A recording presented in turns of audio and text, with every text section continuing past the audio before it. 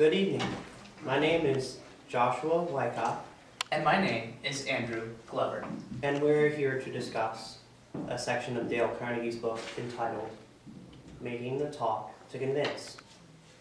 There are two main points that Carnegie uses in this section to help explain his point. The first is getting a yes response. And the second is contagious enthusiasm.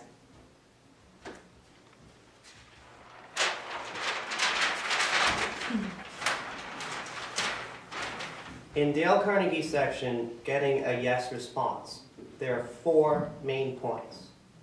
The first is winning confidence by deserving it. Essentially, the point Dale is trying to get across is be sincere in the way you're presenting your argument. The more sincerity you have, the more likely it is that your audience is going to believe it. Which gets us to the second part. Be convinced yourself that the topic that you have makes sense, is leading your audience in the right direction to the point you want to get across. The third is to avoid the word no.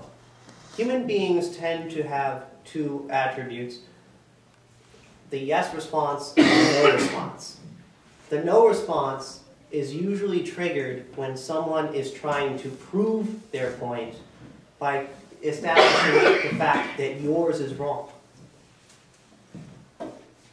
We want to avoid this.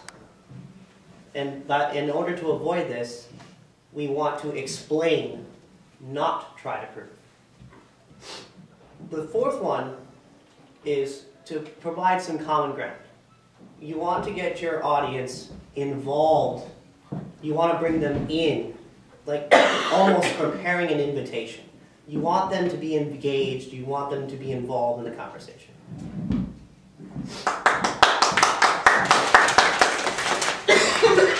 Nice gestures, Josh. Thank you, Josh. So, Josh just went over a great portion of making the talk to convince. Another part of making the talk to convince is contagious enthusiasm. And again, there are 4 points to this. Enthusiasm is contagious. Feeling versus thinking.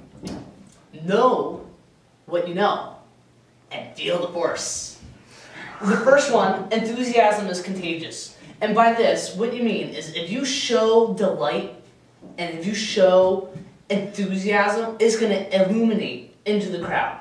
Everyone's going to feel a lot better instead of talking like this and trolling on. Show enthusiasm and people can get interested. Oh, he's enthused about this. Let's see what it's all about. So that leads me to the next point, feeling versus thinking.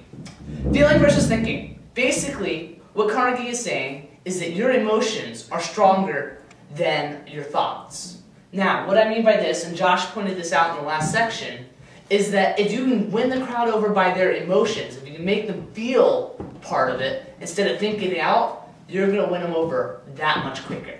So, don't go into this technical display of knowledge. Just say, hey you guys, I have a great thing to show you.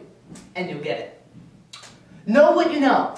If you know what you know you're going to get people to know.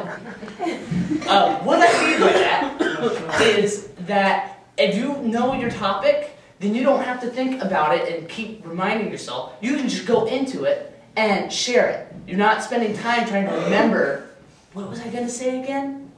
You know it. You can just go in and share your enthusiasm with it. Which leads me to the last point, feel the force. And what I mean by this is feel enthusiasm in the subject yourself, okay? That is a very forceful thing, to feel enthusiasm yourself, because that's going to lead you back to this first part, enthusiasm is contagious. If you're enthused, you're going to show it. If you show it, it's going to spread. Thank you.